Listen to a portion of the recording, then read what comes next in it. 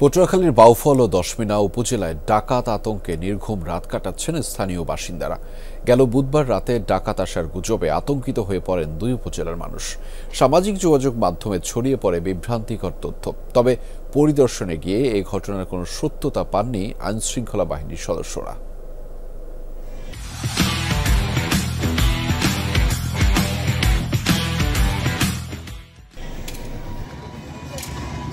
পটুয়াখালীর বাউফল ও দশমিনা উপজেলার মানুষের মাঝে ডাকাত আতঙ্ক। নির্ঘুম রাত কাটাচ্ছেন দুই উপজেলার বাসিন্দারা। ঘটনার সূত্রপাত গেল বুধবার রাতে মধ্য মদনপুরা গ্রামের ভুইয়া বাড়িতে ব্যাংক কর্মকর্তা মোহাম্মদ নিয়াজের বসতঘরের জানালা ও দরজায় ধাক্কাধাক্কি করে একদল দুর্বৃত্ত।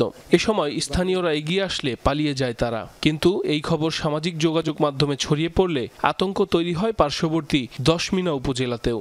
ফোন দিছে যে খাইরুল আমাদের বাড়িতে ডাকাডাকি হইতেছে।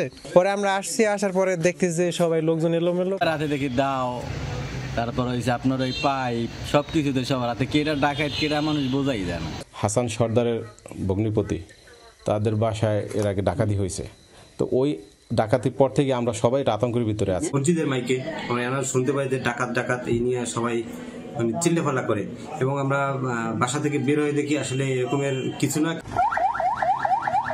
ঘটনার পর মধ্য মদনপুরা গ্রাম পরিদর্শন করেন পুলিশ ও সেনাবাহিনী সদস্যরা। তবে পাওয়া যায়নি ডাকাতের কোনো হদিস।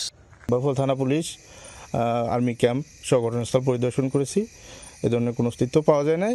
রিউমারটা আসলে মসজিদের মাইকে প্রচার হওয়ার কারণে সমস্ত উপজেলাব্যাপী এটা ছড়াই পড়ে। সব জায়গায় লোকজন আতঙ্কিত হয়ে মাইকে ঘোষণা দিচ্ছে, লোকজন সব রাস্তায় নেমে গেছে। পুলিশও টহলে আছে। আসলে প্রকৃত কোনো ঘটনা নাই, মানুষজন আতঙ্কিত হয়ে সতর্ক অবস্থায় আছে।